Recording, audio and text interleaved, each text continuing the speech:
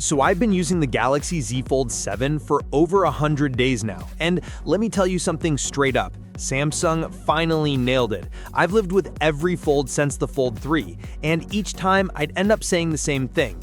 Cool idea, but not quite there yet. Well, now it is. This is the first Fold that actually feels like it belongs in my life. Not as a test device, not as a cool I'm trying to justify, but as my main phone. Does that mean it's perfect? Well, not quite. There are a few things I don't like, and a few problems with the phone that you should probably know about before buying this phone. So after 100 days of traveling, editing, messaging, taking photos, breaking things, fixing things, and just living with it, here's the honest story.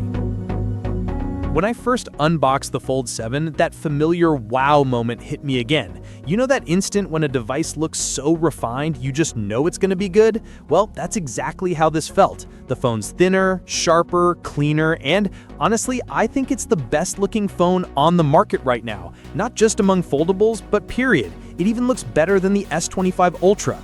You've probably heard people say specs don't matter anymore.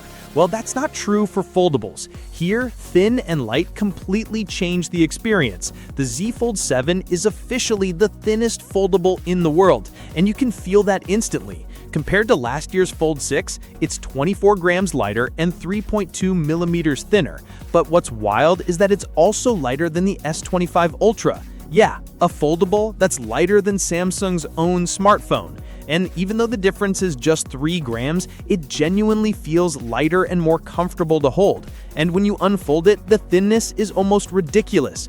Foldables have finally caught up to normal phones in size and feel, and it's about time.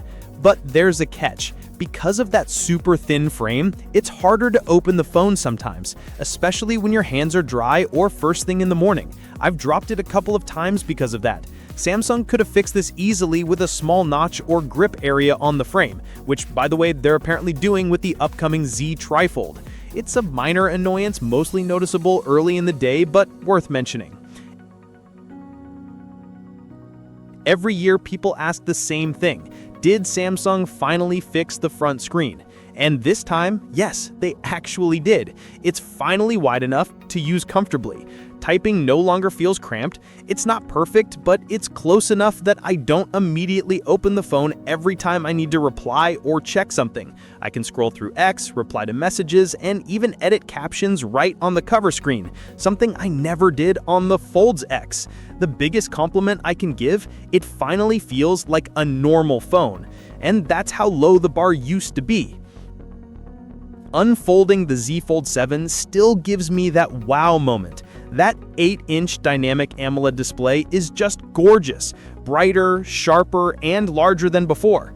I've been watching Better Call Saul on it recently, and it genuinely feels like watching on a mini tablet. Now, yeah, you still get those chonky letterboxes because foldables don't match a tablet's wide aspect ratio. That's just the reality. But even then, it beats any slab phone by miles. You can watch a full video on top half with basically the same viewing area as a regular phone, and scroll comments or do something else below. You can even pop it into flex mode and still get pretty much the same viewing area. This thing isn't just a phone, it's a multi-tool. A slab is, well, a slab. What surprised me the most is how it changed the way I work. I sometimes edit scripts right on this thing now.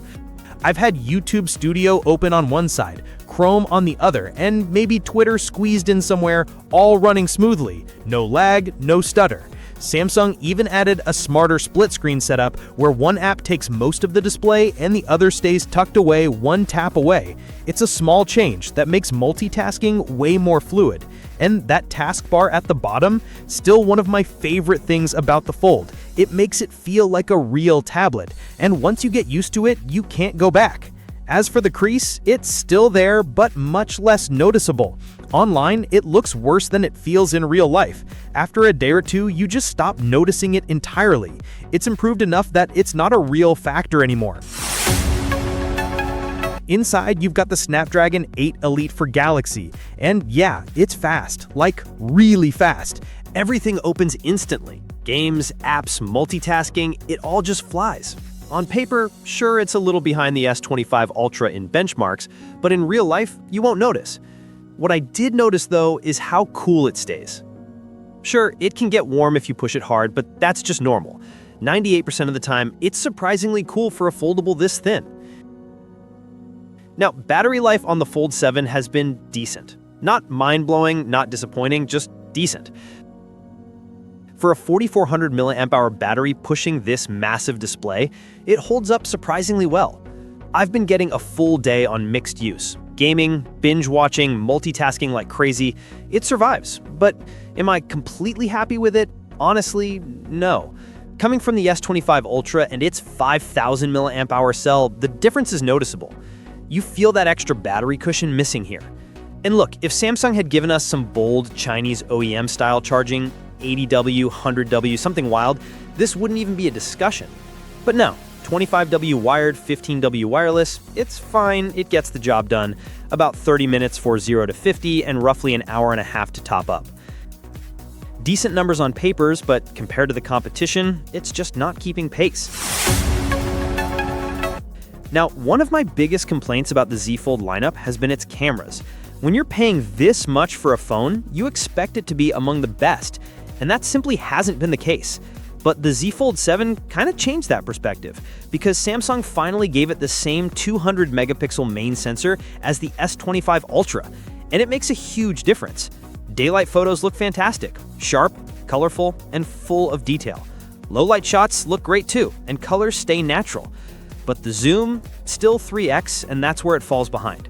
Don't get me wrong, it's literally the same sensor as the S25 Ultra's 3x lens, but that phone also has a way better 5x periscope zoom camera, and this one doesn't. And honestly, that's my only gripe here.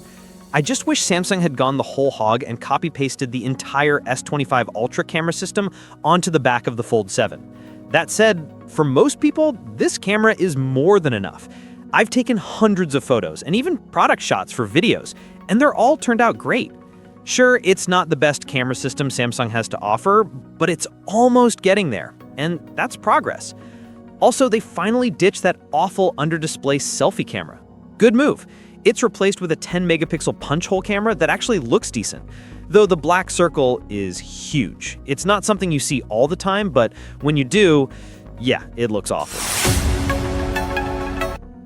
Now, I'm not the kind of person who uses AI all the time, but when I do, Samsung and Google together have made it ridiculously useful. Between Galaxy AI and Gemini, you've got tools that actually save you time. Need to remove something from a photo? One tap. Need a quick summary of a YouTube video before watching it? Done. You can even give it complex commands like add the next UFC telecast to my calendar, and Gemini handles everything. No manual steps needed. Gemini is so good now that I've practically replaced Google Search with it. The generative photo editing is crazy good too. Edits look real, not artificial, and with the Fold's big display, Samsung added side-by-side editing, so you can compare original versus edited shots easily. It's brilliant. One UI 8 ties all of this together. Everything feels more seamless. Animations, transitions, gestures. You open an app on the cover display, unfold the phone, and it expands instantly, no lag. Multitasking is more flexible now too. You can freely resize split screen ratios to 90:10 or 80:20, and your layout stays stock when minimized. Even small details have been refined. Smarter widgets, better integration, improved quick share, smoother weather animations, even small touches like the clock moving to avoid blocking your wallpaper. It's the most polished version yet. But there's one thing still missing, the S Pen support. And honestly, that stinks. I get why they had to remove the digitizer to make it thinner, but I would gladly take a slightly thicker Fold if it meant having the S Pen support. The Fold is the one phone that truly needs it. Maybe the Z Fold 8 will fix that next year. Fingers crossed.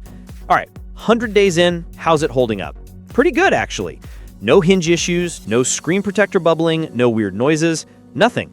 I've folded this thing thousands of times at this point, and it still feels as solid and tight as day one. It still opens at any angle, holds position perfectly, and closes flat, no visible gap. There's a tiny angle when it's open now, a millimeter or two shy of flat, but you'll barely notice it unless you're looking for it. But the frame? Yeah, different story. The paint is chipping, and it's not subtle. There's also a scratch on the back glass. Not sure when that happened, but it stands out because of the contrast. And full disclosure, I've dropped the phone 3 times already. One concrete drop left a little paint chip on the frame. No dent, so structurally it's fine, but cosmetically, meh. So get a case if you care about how your phone looks long term. This is still aluminum, not titanium like the Ultra line, and you can definitely tell. I've dropped my S25 Ultra too, and it still looks factory fresh. No scratches, no chips, nothing. The display though, perfect. No scratches on either the main or cover screen, and I've been using it without a case or screen protector.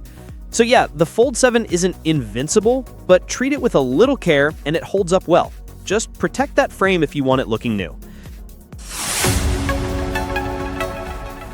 So after 100 days, what's the verdict? Well, the Z Fold 7 is the first foldable that doesn't feel like a cool idea anymore. It's just a great phone. Thin, light, reliable, and it's my main phone. And for someone who switches phones constantly, that's saying something. Sure, it's not perfect. The lack of S Pen support still stinks. The camera zoom could have been better, and the paint durability needs work. But for the first time, none of that feels like a deal breaker, because this is the first fold that I didn't want to switch away from. The hardware has finally caught up, the software is top-notch, and everything just works. So yeah, if you've been waiting for the fold that's actually ready for daily life, this is it. Anyway, that's been my 100-day story with the Z Fold 7. Quick heads up before you go. Samsung's running a solid deal right now on this phone. They're taking a flat $600 off even without a trade-in, and if you do trade something in, it goes up to $1,000. Plus, you get free double storage. I'll leave the links in the description so you can check it out.